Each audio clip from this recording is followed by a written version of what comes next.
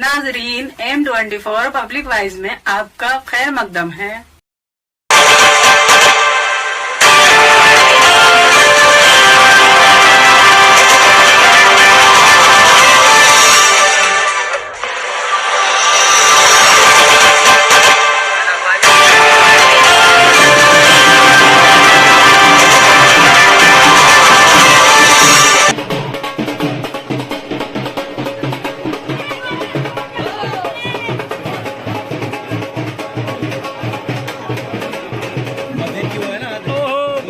समझ गया उसमें बैठ के करते हैं। बैठ के करते हैं।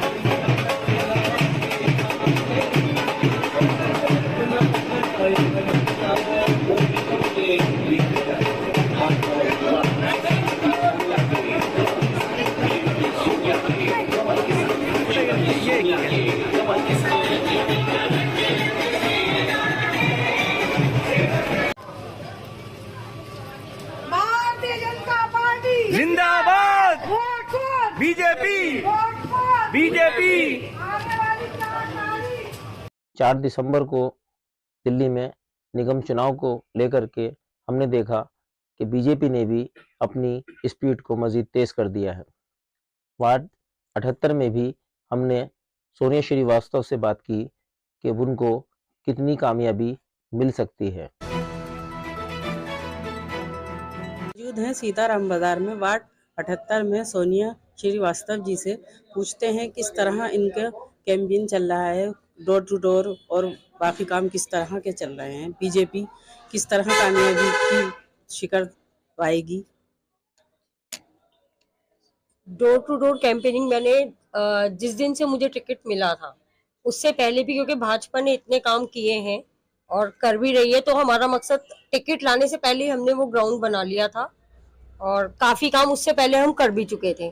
मेरे क्षेत्रीय इलाके में यहाँ से कुछ दूर पहले ही शराब का एक ठेका खुलने जा रहा था, तो सबसे पहला और काम हमने वो किया जो अपने मंडल स्तर पर, मतलब क्षेत्रीय निवासियों को इकट्ठा करके वो शराब के ठेके का पुरजोर विरोध किया, और उसका नतीजा ये हुआ कि उसमें हमें कामयाबी मिली और वो ठेका और वो चीजें प्रदेश स्तर तक पहुंची। सीताराम बाजार का नाम प्रदेश में भी लिया गया कि वहाँ एक ठेका बंद हुआ है। उसके बाद जो भी काम संगठन हमें देती रही समय समय पे महिला मोर्चा के साथ, क्योंकि मैं जिला महिला मोर्चा में उपाध्यक्षा भी रही हूँ चांदनी चौक जिला में, तो वो जो काम हमें संगठन देता था वो हम करते रहते थे। मंडल से मैं जुड़ी रही शुरू से, क्योंकि मेरा ये मानना है आप कितने भी ऊपर तक जाएं, जब तक आप मंडल की राजनीति में आपका पैर नहीं जमा है आप आगे कुछ नहीं कर सकते।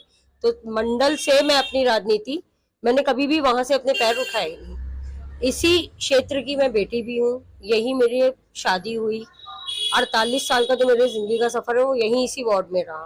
आप बता रही हैं डोर टू डोर किया आपने, तो जनता ने आपके पास किस किस तरीके की समस्याएं रखी और आप किस बेसिस पे उनकी समस्याएं दूर करेंगी। मेरा जो क्षेत्र है, मेरा जो वार्ड है, ये मुस्लिम बाहुल्य क्षेत्र है और मैंने शुरुआत में ज्यादा जोर वहीं दे रही हूँ। तो वहां अंदर तक जब मैं जाती हूँ तो जो उनका जो कटरा वगैरह है, एक जगह तो मैं गई तो मुझे बड़ा अचंभा हुआ कि लोग अपने पास से शेयर करके पैसे इकट्ठा करके बोरिंग उन्होंने करवाई हुई है, वहां पानी का इंतजाम नहीं था। आप सोचिए, कूड़े का ढेर तो मतलब आप किसी भी समय पहुंच जाओ, मुझे नहीं लगता कि इतने अंदर तक जाके ये जो केजरीवाल जी ने ये जो दावा ठोका है ना कूड़े का, ये इन पे रिवर्स जाएगा। एक तो वो सफाई कर्मचारियों पे उंगली उठा रहे हैं, दूसरा ये है कि जिस जहां जो हमारी निगम पार्षद जो 2 बार से सिटिंग काउंसलर रही है सीमा ताहिरा जी, उनके आसपास की गलियों में भी आप जाते हैं, किसी भी समय आप चले जाएं, आप किसी भी समय चले जाएं, वो कूड़े का ढेर आपको एज इट इज दिखेगा। आप वहाँ पब्लिक ने आपसे अपनी परेशानी शेयर की। उन्होंने बिल्कुल जाते ही बोला कि हम आपको अपना पूरा समर्थन देंगे।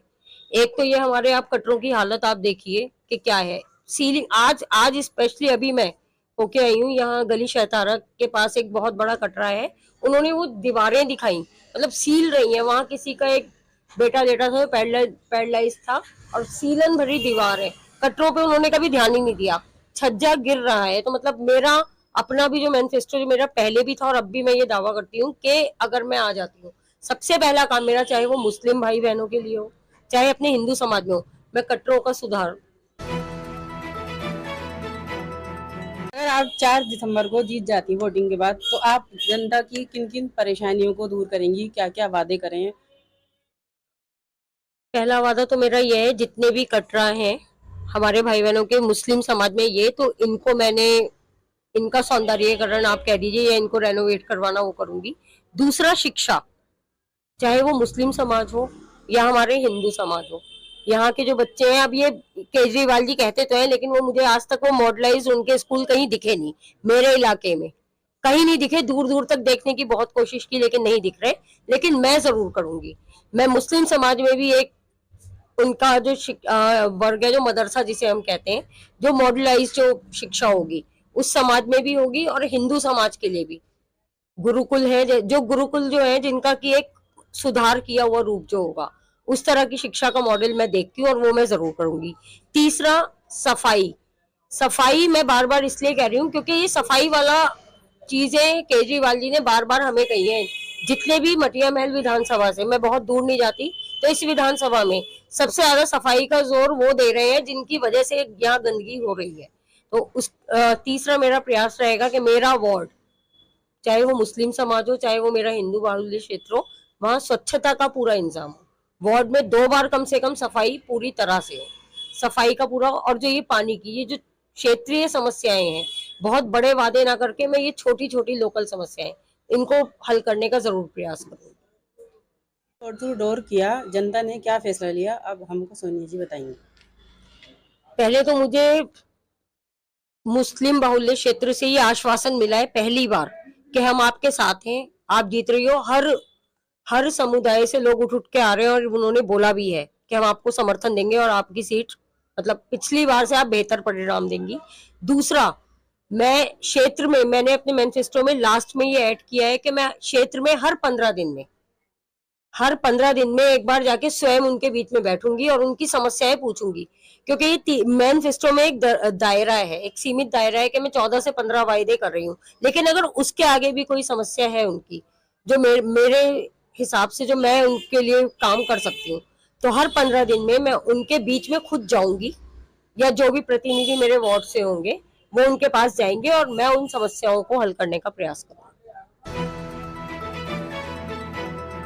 जी से बात करते हैं, जो सोनिया जी के काम के बारे में बताएंगे आपको। शुक्रिया सर। भारतीय जनता पार्टी के इतिहास में ये मटिया महल विधानसभा एक ऐसा क्षेत्र है, ऐसा इलाका है कि जहां से भारतीय जनता पार्टी ने पहली बार उस कैंडिडेट को चुनाव में उतारा है कि जो कैंडिडेट पहले चुनाव लड़ चुकी है, यानी दूसरी बार भारतीय जनता पार्टी ने अपने इतिहास में टिकट दिया है, और वो टिकट सोनिया को नहीं दिया, वो उसके कामों को टिकट दिया है। नहीं तो क्या होता है कि अक्सर के क्षेत्र में चुनाव लड़ने के बाद, चुनाव हारने के बाद कैंडिडेट नजर नहीं आया करता, लेकिन ये प्रत्याशी एक ऐसी प्रत्याशी थी कि चुनाव हारने के बाद, पिछला चुनाव हारने के बाद भी लगातार लोगों के दरमियान लोगों से जुड़ी रही और उनकी समस्याओं का समाधान करती रही, उनके मसाइल का हल करती रही, और बिल्कुल क्षेत्र को इसने अपनी जमीन को पकड़े रखा। और इसी पकड़ की वजह से भारतीय जनता पार्टी ने सोनिया श्रीवास्तव को यहाँ की सीट से रिपीट किया। और रहा सवाल इलाके के लोगों का, तो सोनिया श्रीवास्तव ने लोगों के दिलों के अंदर जगह बनाई। पिछली बार जिस वक्त इनको हार का सामना करना पड़ा था, तो लोगों को बेनतिया अफसोस था। यहाँ मैं आपको एक बात करूं कि क्योंकि ये मुस्लिम बहुल क्षेत्र है, और यहाँ खासकर इस पूरे मुस्लिम बहुल क्षेत्र के अंदर जिस तरह से केजरीवाल ने गली मोहल्लों में और रोड्स पर शराब के ठेके खुले थे, यहाँ ये अकेली महिला निकल कर आई और इसने शराब का ठेका जो खुल चुका था, खुलने के बाद उसको बंद करवाया। यहाँ दूसरा कोई प्रत्याशी नहीं आया क्योंकि चाहे वो यहाँ जो निगम जो जीती वो कांग्रेस की प्रत्याशी थी, उसने जर्रा बराबर भी यहाँ आकर मुखालफत नहीं की, और आम आदमी पार्टी का जो विधायक था ना, उसने मुखालफत की। ये बहन सोनिया श्रीवास्तव का ही जामा था और उसकी हिम्मत थी कि वो बिल्कुल खूब लड़ी मर्दानी, वो तो सोनिया वाली रानी थी, मैं झांसी रानी नहीं, क्योंकि ये सोनिया रानी, इसने पूरी तरह से लोगों के साथ खड़े होकर उस शराब के ठेके को बंद करवाया। शर्मा जी, आप बताइए सोनिया जी के काम के बारे में। सोनिया श्रीवास्तव जी रात दिन हमारे साथ लगी रहती हैं। आधी रात को भी हम इनको आवाज मारते, तब भी हमारे साथ कोई परेशानी होती है, गली मोहल्ले में कोई भी होती है हमेशा हमारे साथ 24 घंटे हमारे साथ लगी रहती हैं और हमें यही प्रत्याशी चाहिए थी और हम पूरी कोशिश करेंगे उन्हें विजय बनाने की। सोनिया श्रीवास्तव जी के काम के बारे में आप क्या बोलेंगे? पहली बात तो यह है कि सोनिया श्रीवास्तव जी का काम इस क्षेत्र की जनता ने देखा हुआ है और बड़े लगन के संग ये पार्टी का और जनता के संग जुड़ाव रखती हैं। कोरोना काल के अंदर भी ये जब सारी पार्टियों के नेता अपने अपने घरों के अंदर बंद थे तो सोनिया जी ने जनता के संग के पास जाके उनकी हेल्प करी, राशन बांटा, किटें बांटी और सड़क पर खड़े होकर जो लंगर बंटता था उस पर भी उन्होंने हेल्प करी। तो मतलब ये समझ लो कि जनता जो है यहाँ की इनसे वाकिफ है, इनके नाम से, इनकी शक्ल से, इनके चेहरे से, इनके काम से सारी जनता जानती है कि यहाँ पे कैसा काम करती हैं। जनता के संग हर समय इनका जुड़ाव रहता है और पार्टी के संग इनका जो समन्वय है वो सारी जनता के संग काम में आता है। वो इसलिए आपको सोनिया जी को इस क्षेत्र की जनता इस बार विजय बनाएगी, ये हम आपको आश्वासन देते हैं, क्योंकि क्षेत्र की जनता ने श्रीवास्तव जी ने जो डोर टू डोर किया वो कितना सफल रहा? देखिए, जो मेरा तजुर्बा रहा है तो उसके हिसाब से इनका डोर टू डोर जो इन्होंने कैंपिंग किया है उसी की वजह से इनको कामयाबी मिलेगी, क्योंकि इन्होंने, मेरा ख्याल है, अपने क्षेत्र का कोई घर परिवार नहीं छोड़ा जहाँ ये खुद जो है उस दरवाजे पे ना गई हो, वहां जाके दस्तक ना दी हो। हर दरवाजे पर, हर घर में गई है और वहाँ की समस्याएं पूछी हैं। वैसे तो पुरानी दिल्ली की रहने वाली खुद है ये, इनको पता है यहाँ की मेन समस्या जो गंदगी की है। तो उन्होंने सबको आश्वासन दिया है कि मैं आपकी जो तकलीफें हैं उनको पूरा करने के लिए पूरी तरह से पुरजोर कोशिश करूंगी। और हर परिवार से, हर व्यक्ति ने इनको अपनी तरफ से पूरा आश्वासन दिया कि वो इनके साथ हैं।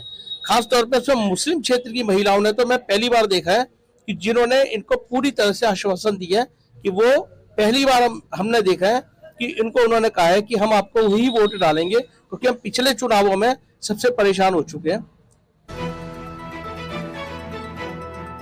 डोर टू डोर के बाद जनता का फैसला क्या है?